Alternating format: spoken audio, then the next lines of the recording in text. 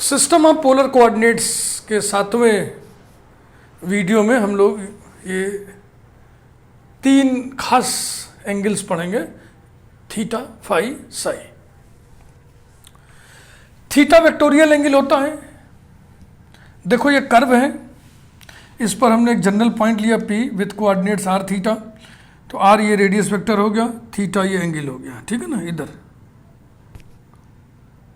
तो थीटा तो क्लियर है, आपको पता है। साई के बारे में भी आप जानते हो, इंटरमीडिएट से ही जानते हो, टेंजेंट नॉर्मल चैप्टर वहाँ पढ़े हुए हो कि टेंजेंट पॉजिटिव एक्स एक्सिस के साथ जो एंगल बनाए उसे ही हम साई लिखते हैं। तो ये है टेंजेंट, मैंने लिख दिया टेंजेंट एट पी। टेंजेंट ये पॉजिटिव एक्स एक्सिस कह लो या इसमें इनिशियल लाइन कह लो। टेंजेंट पी पर खींचा गया टेंजेंट इनिशियल लाइन के साथ जो एंगल बनाता है वो साई है।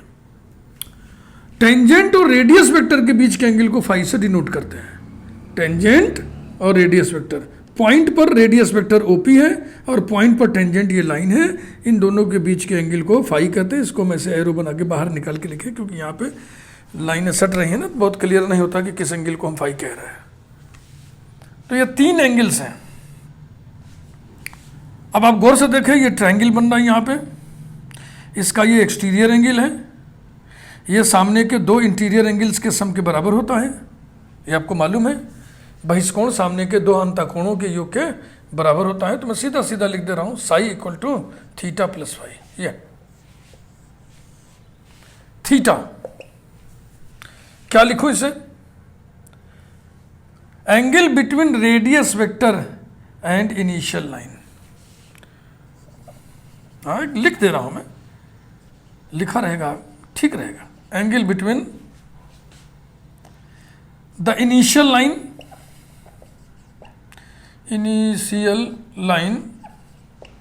And the radius vector at P, the radius vector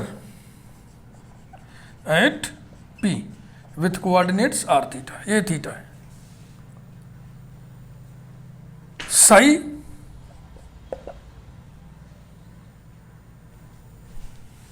initial line और टेंजेंट एट P के बीच का एंगल है।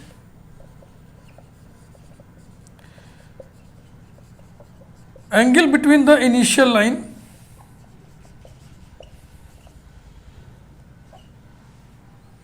and the tangent at P, और अब बचा phi. Angle between radius vector at P and tangent at P,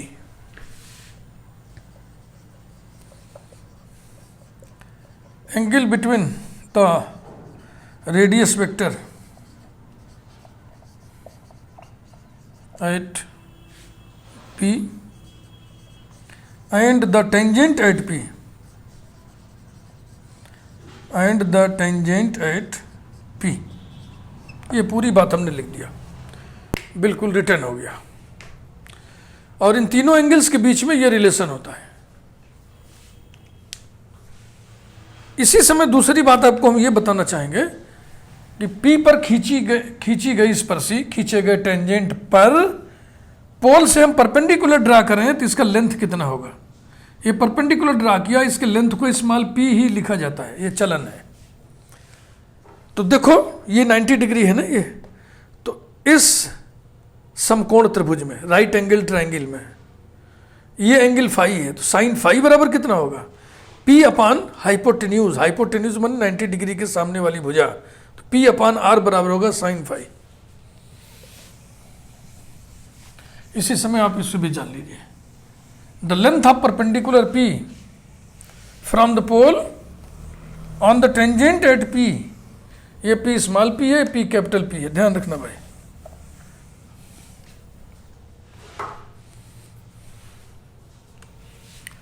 late अलग से small p be the length of perpendicular,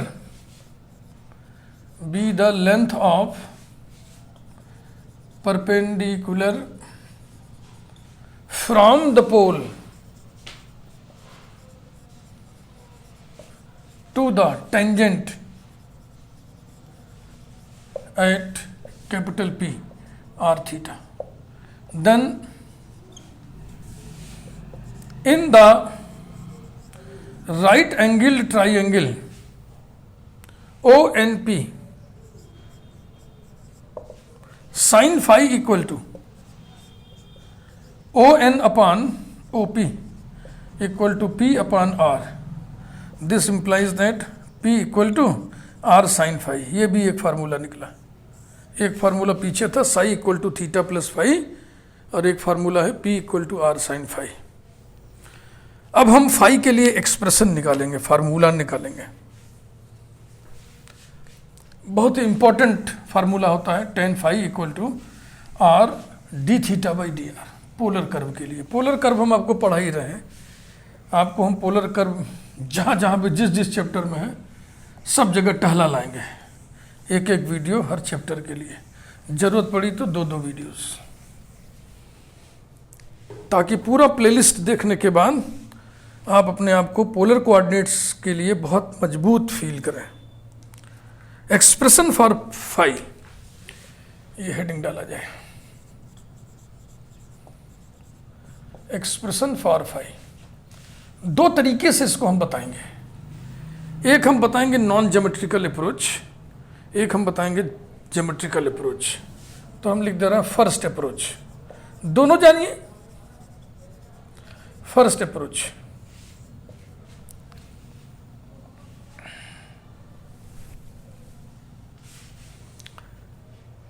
पहले तो हम ये फार्मूला लिखेंगे psi equal to theta plus phi, और फिर इसे इस तरीके से कन्वर्ट कर लेंगे phi equal to psi minus theta, फिर इसका हम tan निकाल लेंगे।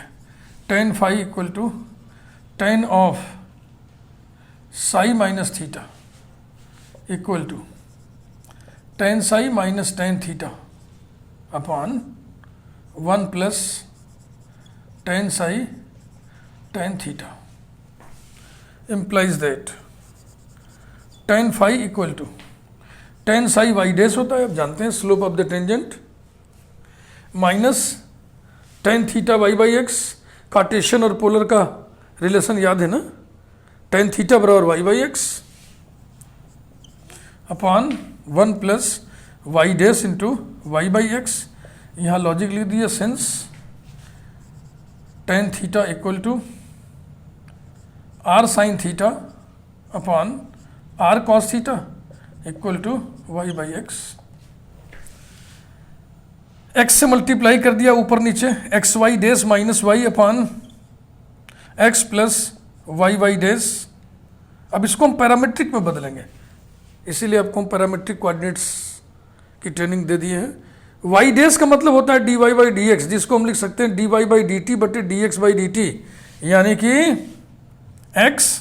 वाई डैश को मैंने लिख दिया Y dot upon x dot.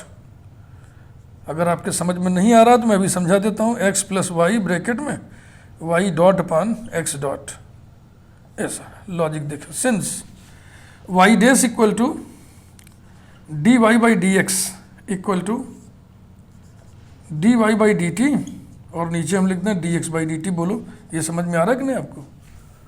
X भी टी का फंक्शन कर दिए, x depends on t, y depends on t, तो फिर पैरामेट्रिक इक्वेशंस हो गया। पैरामेट्रिक इक्वेशंस के लिए ये डेरिवेटिव्स हैं। पैरामीटर के रिस्पेक्ट में डेरिवेटिव को डॉट चिन्ह से डिनोट करते हैं। D Y by D t को वाई डॉट लिखेंगे और d x by D t को एक्स डॉट लिखेंगे, आप जानते होंगे, आप पढ़े हैं। इसको सिंप्लीफाई करें, इक्वल्स टू एक्स डॉट से मल्टीप्लाई करना है, x y dot minus x dot y upon x x dot plus Y Y dot. ये रहा नंबर 1। थोड़ा ये भारी पड़ेगा, ज्योमेट्रिकल अप्रोच हम बताएंगे तो वो थोड़ा सरल पड़ेगा, लेकिन उसमें ज्योमेट्री इन्वॉल्व है, इसमें देखो ये सब एनालिसिस हो रहा है। अब पोलर इक्वेशन को हम पैरामेट्रिक इक्वेशन में हम ढालेंगे और इस फार्मूले का उपयोग करेंगे, tan फाई की वैल्यू निकल आएगी। कैसे? देखो ऐसे,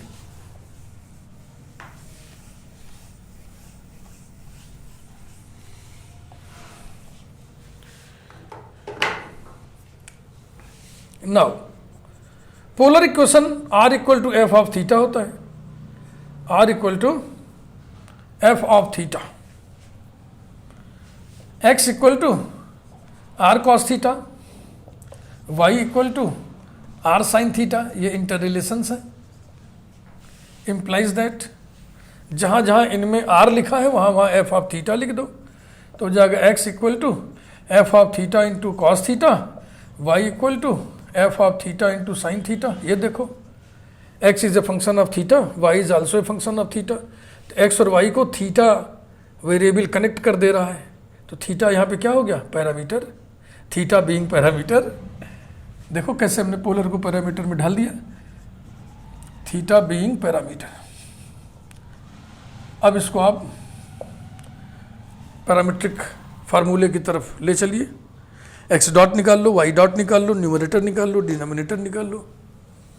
इम्प्लाइज दैट एक्स डॉट का मतलब यहाँ पे क्या हो गया, D X upon D theta, theta parameter, T थोड़ी यहाँ पे, तो D X upon D theta क्या होगा, minus F of theta into sine theta plus F dash of theta into cos theta, and Y dot means D Y by D theta equal to first function derivative of second plus derivative of first into second.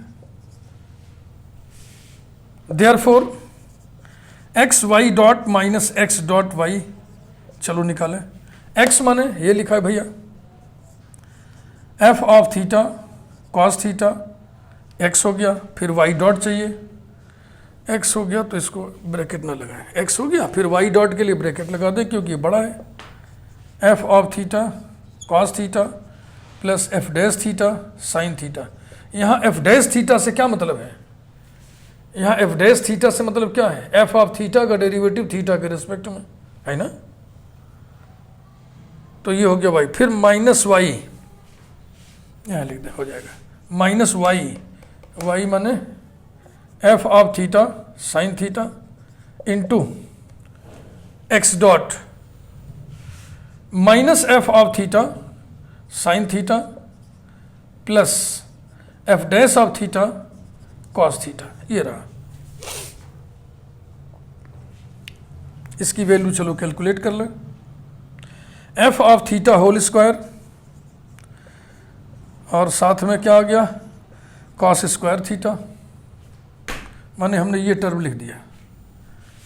यहाँ भी देखो ऐसा ही term कुछ आ रहा है, plus हो जाएगा f of theta whole square into sine square theta. ठीक, अब जरा इस टर्म को देखें, f theta f dash theta sine theta cos theta, f theta f dash theta sine theta cos theta with negative, तो ये कैंसिल हो जाएगा, है कि नहीं, ये टर्म इस टर्म से कैंसिल हो गया।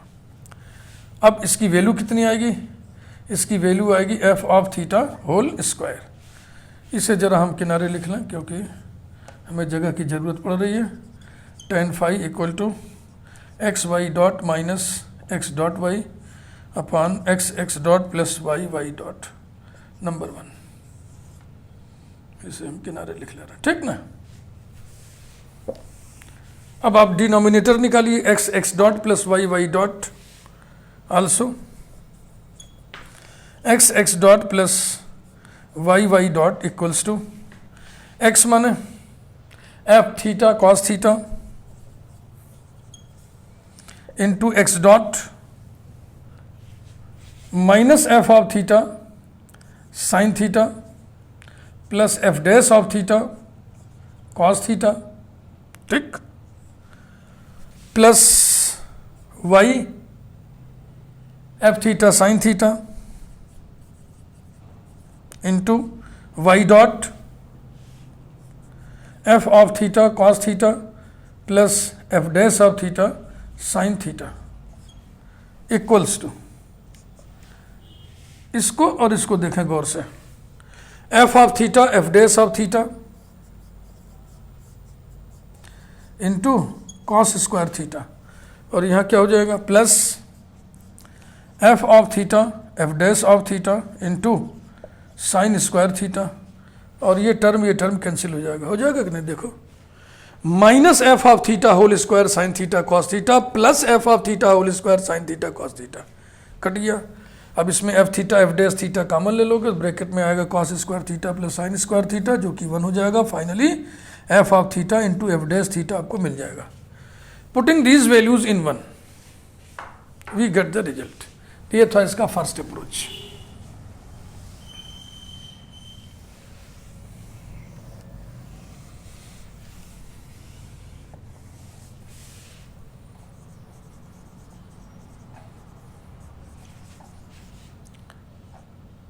Putting these values in 1, we get tan phi equal to f of theta whole square upon f of theta into f dash of theta equal to f of theta upon f dash of theta equal to f of theta upon f dash of theta. किस भाव में लिखा गया था? F of theta का theta के respect में derivative, यानी कि डी बाई डी थीटा किसका? एफ ऑफ थीटा का। और पोलर इक्वेशन में r equal to f of theta लेके चल रहे हो ना, तो यहाँ लिख दो r upon d r by D theta. यही tan फाई की वैल्यू आ गई। इसमें कहीं भी ज्योमेट्री का इस्तेमाल हम लोगों ने नहीं किया, लेकिन डेरिवेशन थोड़ा भारी है। This implies that tan phi equal to r d theta upon d r. First order derivative के लिए रेसिप्रोकल रूल ये है। चाहे तो इसको आप इस रूप में याद रखिए, cot phi equal to 1 by r d r by D theta, ऐसा। सेकेंड अप्रोच ये हम मिटाएंगे, थोड़ा आप देख लें, ठीक? पॉज करके उतार लीजिएगा।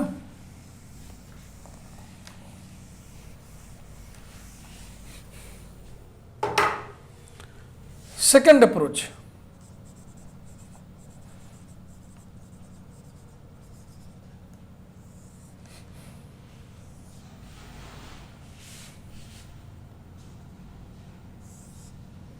फ्री हैंड खींच रहे हैं, स्केल जहां बहुत जरूरत होगी वहीं लगाएंगे।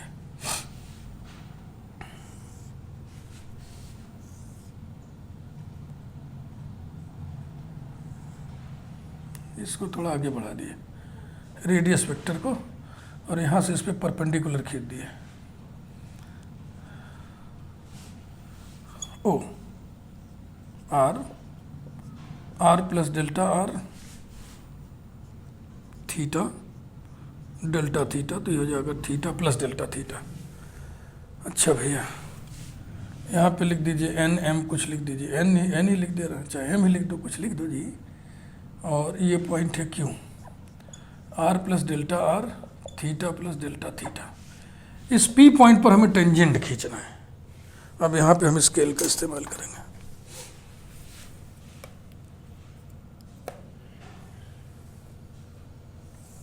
ऐसा, अब यहां पर हम लिखेंगे P, पॉइंट है आर थीटा। ये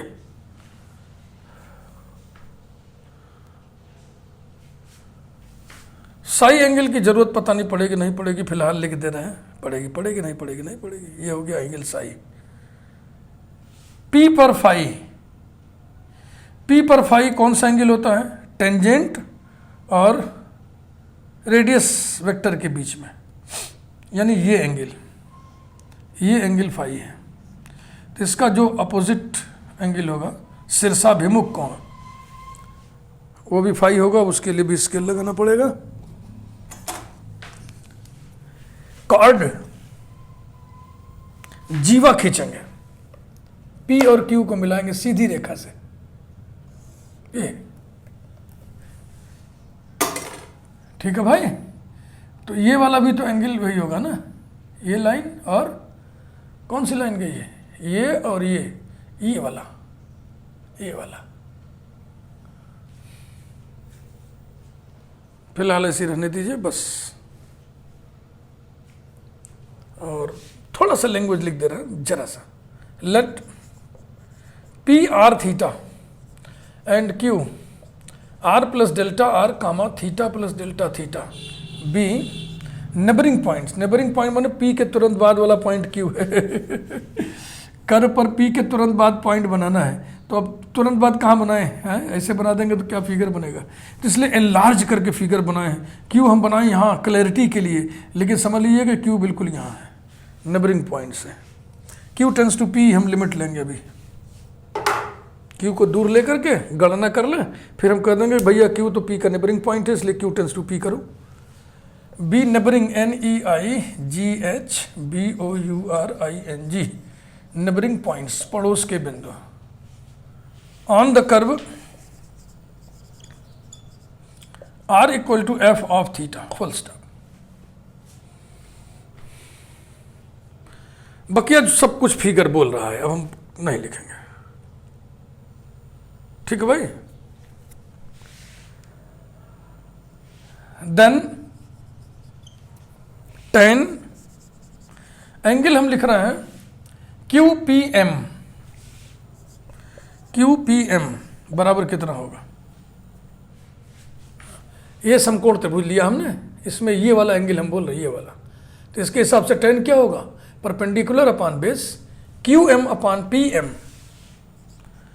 QM upon PM equal to QM upon, अब PM को देखो क्या लिख रहे हैं, इसको OM minus OP equals to, अब इस बड़े वाले राइट एंगल ट्राइंगल में देखिए जरा, इस बड़े वाले राइट एंगल ट्राइंगल में QM क्या होगा, ये 90 डिग्री के सामने हाइपोटेन्यूज है ना, इस एंगल के सामने भुजा पड़ रही है, इसलिए साइन माने कि हाइपोटेन्यूज साइन, यानी कि R plus delta R sign delta theta upon OM कितना होगा, OM फिर वही राइट एंगल ट्राइंगल, अब इसके बगल वाली साइड है तो कोसाइन लिखेंगे, कर्ण माने R plus delta R into cos delta theta minus OP कितना है भाई, R है, ये रहा। Since Q is neighboring point of P, therefore delta theta is very small angle, and so we can write delta theta in place of sin delta theta and 1 in place of cos delta theta, तो ये हो जाएगा equals to R plus delta R into delta theta upon R plus delta R into 1 minus R। Logic हम लिख रहे हैं since delta theta is small therefore sine delta theta को हम डेल्टा थीटा लिखेंगे और कॉस डेल्टा थीटा को हम 1 लिखेंगे। क्या कारण है, साइन डेल्टा थीटा का एक्सपेंशन जब लिखोगे बच्चा, अब डेल्टा थीटा ने साइन एक्स लिख दे रहा है, तो साइन एक्स का एक्सपेंशन होता है x minus x cube upon factorial 3 plus x to the power 5 upon factorial 5 minus so on. जब x बहुत छोटी क्वांटिटी होगी तो इस पर जब पावर चढ़ाओगे X cube X to the power 5, ये सब बहुत छोटी क्वांटिटी हो जाएंगी, नेग्लिजिबल इतनी छोटी हो जाएंगी कि देखो कि हमने कहा ना कि क्यू पी का नेबरिंग पॉइंट है, नेबरिंग पॉइंट मतलब समझ रहे हो ना कितना बगल में है, तो डेल्टा थीटा सोचो कितना छोटा होगा। तो जब सबको हम नेग्लेक्ट कर देंगे, हायर पावर टर्म को नेग्लेक्ट कर देंगे, साइन एक्स बराबर एक्स बचेगा। ऐसे ही कॉस एक्स का एक्सपेंशन कहाँ से शुरू होता है, पहला टर्म उसमें 1 होता है, तो to the first approximation cos x is taken as 1, तो डेल्टा थीटा स्मॉल इसलिए ऐसा हुआ, इक्वल्स टू ऊपर आ गया r delta theta plus delta r into delta theta upon नीचे r कैंसिल हो गया, डेल्टा r बचा। चूंकि डेल्टा r भी छोटा है, डेल्टा थीटा भी छोटा है ना, देखो क्यू बिल्कुल बगल का पॉइंट है, तो इस r में कितनी बढ़ोतरी होगी जी, जरा सा ना, बहुत छोटा सा। वैसे इस एंगल में कितनी बढ़ोतरी होगी, बहुत जरा सा। तो बहुत छोटी क्वांटिटी में बहुत छोटी क्वांटिटी से गुणा करोगे तो बहुत ही छोटी क्वांटिटी आएगी, दैट कैन बी नेग्लेक्टेड। तो आइए नेग्लेक्ट करें, तो ये हो जाएगी r delta theta upon delta r। यहाँ लिखिए neglecting small quantity delta r into delta theta.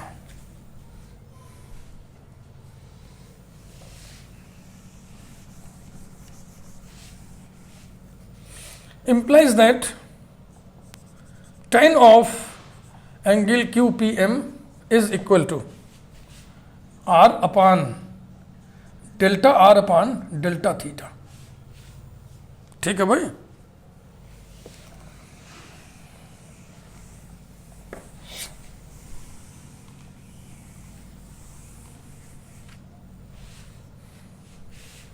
दोनों तरफ हम लिमिट लेने जा रहे हैं। Limit Q tends to P, समझ रहे हैं ना क्या तरीका है। क्लैरिटी के लिए Q को थोड़ा दूर ले लिया, कैलकुलेशन कर लिया, फिर हम कह रहे हैं Q इतना दूर नहीं होगा। अरे भाई Q P का नेबरिंग पॉइंट है, Q tends to P। Q tends to P माने Q P के तुरंत बाद वाला बिंदु है, वो हम कर्व पर दिखा ही नहीं सकते ना।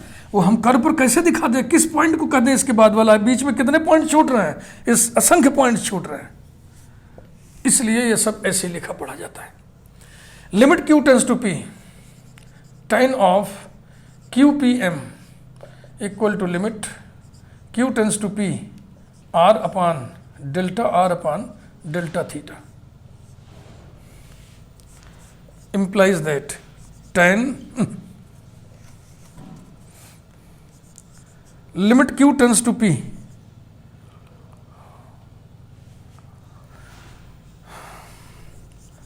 tan QPM is equal to limit delta theta tends to 0 when Q tends to P delta theta tends to 0, है ना।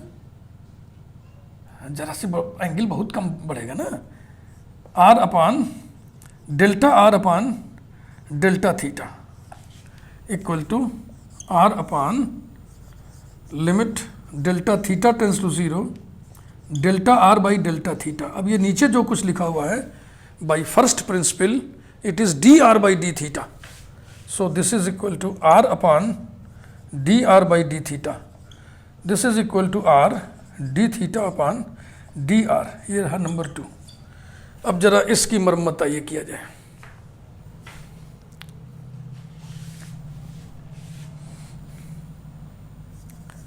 But limit Q tends to P angle QPM equal to limit Q tends to P angle QPM को देखो हम क्या लिख रहे हैं, angle between, बताओ QPM किसके किसके बीच का एंगल है, chord PQ and tangent at P।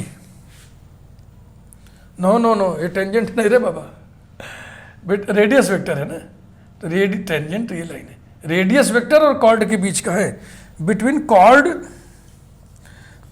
PQ and OP लिख दे रहे हैं, रेडियस वेक्टर न लिख के एंड OP शॉर्ट में ऐसे।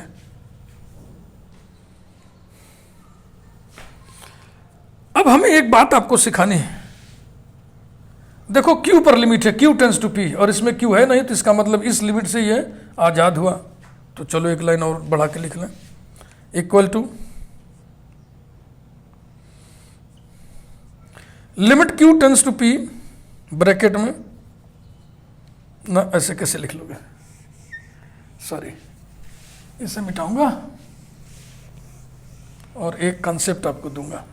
पहले देखो किसी भी पॉइंट कर्व पर यदि P और Q दूर दूर है तो कॉर्ड PQ और टेंजेंट एट P एकदम अलग अलग लाइन्स है ना। जरा Q को P के निकट ले आओ, मान लो Q यहाँ आ गया, तो ये हो गया कॉर्ड और ये हो गया टेंजेंट। कॉर्ड को भी जरा लंबा लंबा खींच दिया जाए ऐसे ना। फील करो कि जब ये पॉइंट Q टहलते टहलते टहलते P के बिल्कुल बगल वाला पॉइंट हो जाएगा, तो टेंजेंट एट P और कॉर्ड PQ में कोई अंतर रह जाएगा क्या? नहीं। तो ये ज्योमेट्रिकल फैक्ट अपने दिमाग में बैठाइए कि when Q tends to P, chord PQ behaves like tangent at P।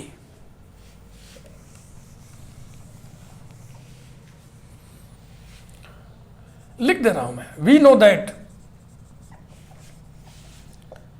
That chord PQ behaves like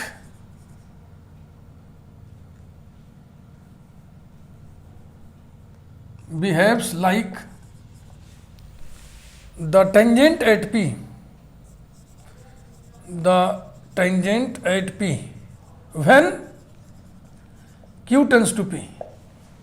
Therefore, अब इसको लिखिए फिर से, therefore limit Q tends to P, angle QPM is equal to, under this limit cot PQ क्या हो जाएगा, tangent at P. तो अब इस लिमिट को हटाइए, इसका प्रभाव यहां डालिए, लिखिए angle between tangent at P and OP, tangent at P and OP. अब आप बताओ, OP माने रेडियस वेक्टर और टेंजेंट एट P के बीच का एंगल कौन है, फाई. तो ये हो गया फाई. तो बाईं तरफ इस 2 का जो लेफ्ट हैंड साइड था मिटा दिया हमने, वो यही था ना. तो अब आपको ये था tan ऑफ दिस एंगल, तो वहां पे लिख देना आपको tan phi. thus equation 2 takes the form,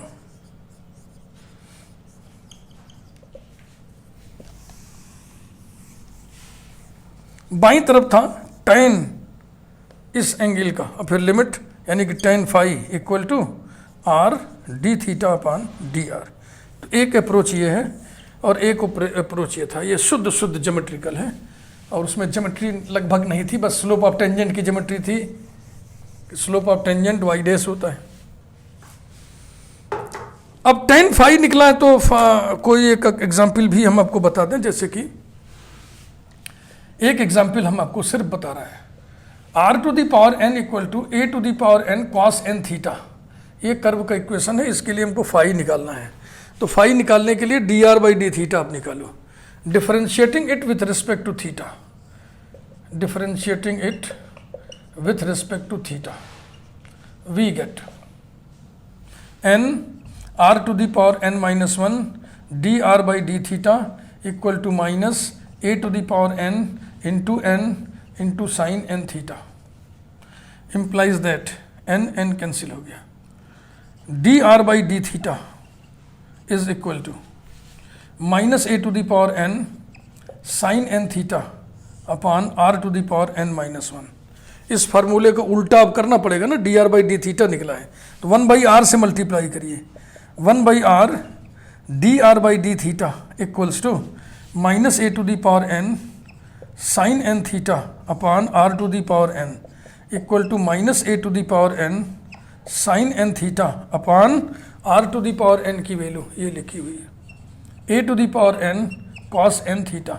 a to the power n cancel हो गया और इसकी वैल्यू क्या होगी, tan फाई का उल्टा है ना, ये है cot phi. cot phi equal to minus tan n theta, जिसे हम लिख सकते हैं cot of pi by 2 plus n theta. Taking principal values on both the sides, we get phi equal to pi by 2 plus n theta. ये बहुत well known curve है, cosine spiral curve है. इसका phi pi by 2 plus n theta होता ही है, मुझे याद है. तो अब आप टेंजेंट नॉर्मल चैप्टर में, हम आपको टेंजेंट नॉर्मल चैप्टर नहीं पढ़ा रहे हैं, उसके लिए हम जब प्लेलिस्ट बनाएंगे तो बहुत डिटेल में पढ़ाएंगे. हम आपको केवल पोलर कोऑर्डिनेट्स और पोलर इक्वेशंस से संबंधित बस आइडियाज़ देते चलना है. तो टेंजेंट नॉर्मल चैप्टर अब खोलिएगा, उसमें tan फाई निकालने वाले सवाल जितने भी हैं कि फाई निकालो, फाई निकालने वाले जितने भी सॉल्व एग्जाम्पल अनसॉल्व क्वेश्चंस हैं उनको आप खुद कर डालिए. इस वीडियो को समेटने से पहले हम एक एग्जाम्पल और बताना चाहेंगे इक्वी एंगुलर स्पाइरल का. इक्वी एंगुलर स्पाइरल के नामकरण में इक्वी एंगल वर्ड कहाँ से आया, क्यों आया, इसका जवाब आपको मिल जाएगा. एक एग्जाम्पल हम और उठाते हैं, r equal to a e to the power theta cot alpha. ये कर्व है equiangular spiral. Equiangular spiral, देखो पोलर कर्व्स ढेर सारे होते हैं, ये आपको जानना चाहिए. आप मेरी प्लेलिस्ट कर्व ट्रेसिंग वाली ओपन करिए और उसमें आप वीडियो नंबर 5 देखिए, लिस्ट ऑफ पोलर कर्व्स उसमें दिया हुआ है, उसको एक बार पूरा देख डालिए. क्योंकि जब पोलर की बातचीत हो रही है तो पोलर कर्व्स हमारी बातचीत में आएंगे ही। Differentiating it with respect to theta, we get dr by d theta equal to a cot alpha e to the power theta cot alpha equal to a और e मिला करके r हो जाएगा, तो जाएगा r cot alpha, r cot alpha, r से divide कर दिया, implies that 1 by r dr by d theta equal to cot alpha, implies that cot phi equal to cot alpha, principal value लेने पर phi equal to alpha which is constant। यानी इस curve के हर point पर phi का मान alpha ही आएगा।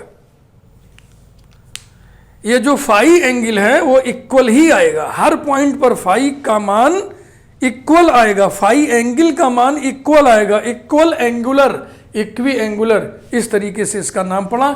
Spiral तो इसलिए कहते हैं क्योंकि वो जो कछुआ छाप अगरबत्ती नहीं होती, कोयल, उसी जैसा इसका फिगर बनता है। तो ये बताना जरूरी था कि इक्वी एंगुलर स्पाइरल में इक्वी एंगुलर वर्ड कहाँ से आ गया, इसका नाम रखने में इक्वी एंगुलर वर्ड कहाँ से आ गया, ये बताना आपको जरूरी था कि इस कर्व पर हर पॉइंट पर फाई एंगल इक्वल होता है, फाई एंगल इक्वल होता है, equiangular spiral. Thank you very much.